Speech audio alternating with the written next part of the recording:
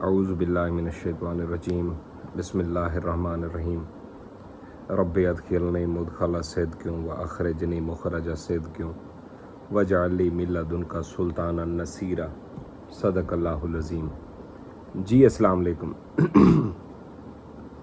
کیا حال ہے میری یوٹیوب فیملی؟ خیر و عافیت سے ہیں؟ طبیعت سے ٹھیک ہے؟ موڈ مزاج کام روٹین دوست احباب سارا کچھ فٹ فاٹ ہے؟ اللہ پاک آپ کو صحت دے، آمین۔ آج آپ کے ساتھ ایک گراؤنڈ ریالٹی جو پاکستان کی معیشت کی پوزیشن ہے تھوڑی سی ڈسکس کرنا چاہتا تھا۔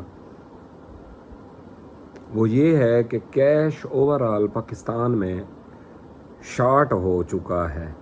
اوورآل گولڈ کی بات نہیں کر رہا، سلور کی بات نہیں کر رہا، پلاٹینیم کی، پریشس میٹلز کی نہیں، سریے کی بات بیچ میں شامل ہے، بیٹریز کی، سولر پینلز کی، گاڑیوں کی، پراپرٹی کی، گندم کی، چاول کی، مکئی کی، سرم کی، اسوں کی، باجرہ کی، ریڈ چلی کی، گھی کی، چینی کی۔ مارکیٹ کو بیسیکلی چلاتا کون ہے؟ کبھی آپ نے یہ سوچا ہے؟ مارکیٹ کو ہمیشہ انویسٹر چلاتا ہے۔ کون چلاتا ہے؟ انویسٹر۔ اس کے اندر مندہ تیزی کس کی وجہ سے ہوتی ہے؟ صرف اور صرف انویسٹر کی وجہ سے۔ جو روٹین کا کام کرنے والے دکاندار ہیں یا یہ جو لوگ ہیں، یہ مارکیٹ کو کسی نہ کسی حد تک تھوڑا بہت یہ رن کرتے رہتے ہیں، ڈیمانڈ اینڈ سپلائی کے اصول کے مطابق چیز لی، بیچ میں تھوڑا سا مارجن رکھا سائیڈ پہ۔ آپ پچھلے ایک سال کے سائیکل کے اندر دیکھیں، خاص کر ان 4 مہینوں کے اندر، جس نے جو بھی پروڈکٹ خریدی، جس نے جو بھی پراپرٹی خریدی، جس نے جو بھی لگژری آئٹم یا کوئی بھی کموڈٹی خریدی for the sake of business, خریدے جاتے ہیں نا ایک چیز کو پہلے، اس کے بعد پھر اس کو سیل کیا جاتا ہے، تو کس چیز کے اندر آپ کو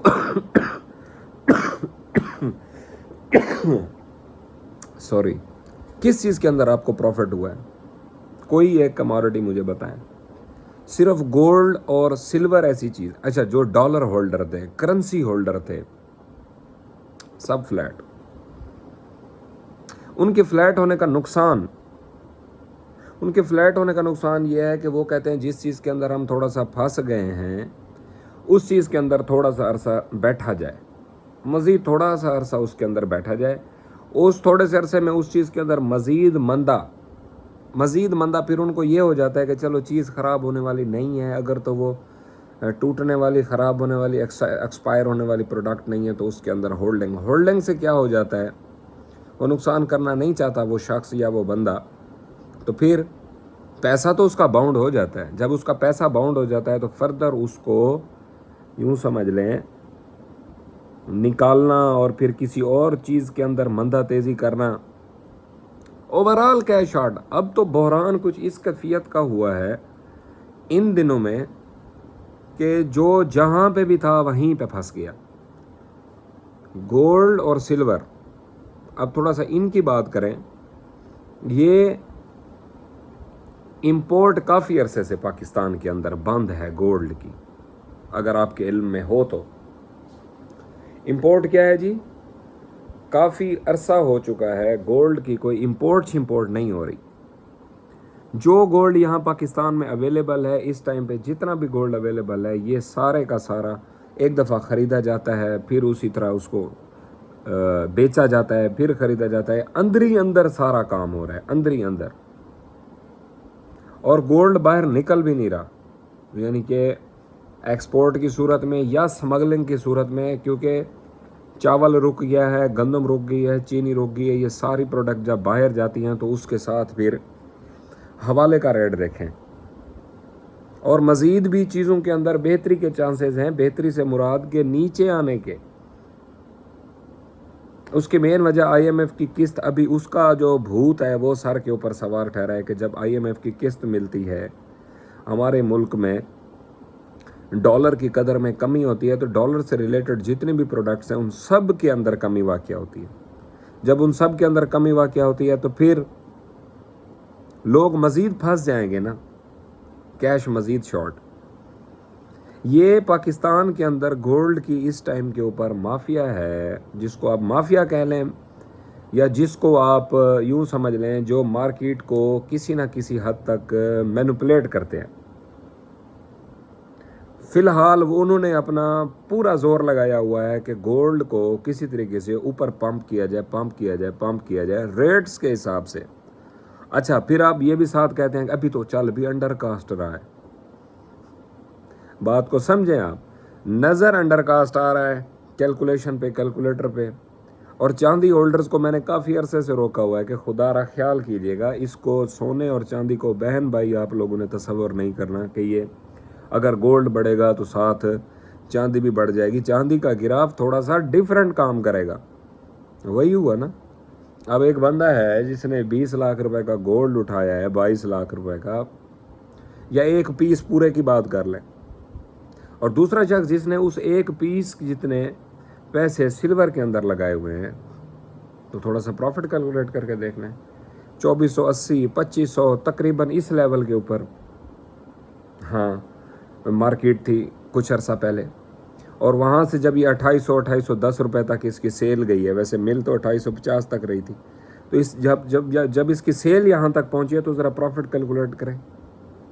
अब आगे मैं क्या देख रहा हूँ, आगे जो चीज़ मुझे दिखाई दे रही है, आगे मुझे ये दिखाई दे रहा है कि भाईजान हो गोल्ड तो सिल्वर, अब देखें इंटरनेशनल कमोडिटी है, बेशक इंटरनेशनल कमोडिटी। आप कहेंगे सर जी गोल्ड और सिल्वर तो इस वजह से बढ़ रहा है ना, क्योंकि ये तो इंटरनेशनल आइटम है, इसको पूरी दुनिया खरीदती है।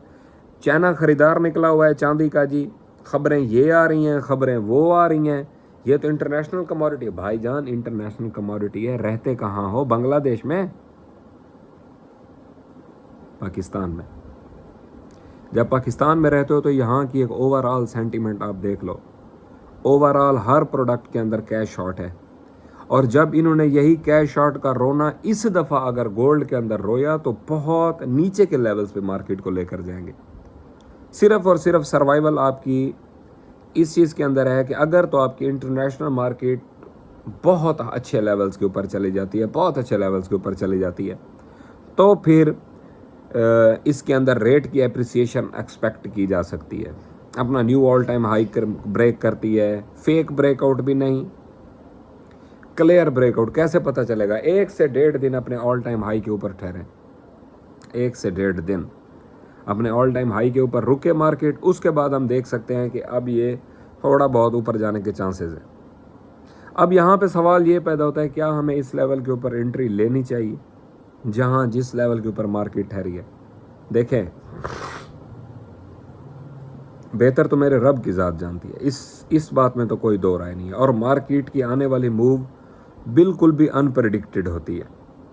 फैसला इसी लम्हे करना होता है कि हमने करना क्या है, क्या हमने गोल्ड के अंदर एंट्री लेनी है या उस एंट्री को छोड़ देना है। सिंपल, हमने ये डिसीजन करना होता है। तो जहाँ तक मुझे लगता है या जो मैं अपने लिए पसंद कर रहा हूँ, मैं सिर्फ वो आपको बता देता हूँ। आप बहुत समझदार हैं, आप अपना फैसला खुद कर सकते हैं, ठीक है।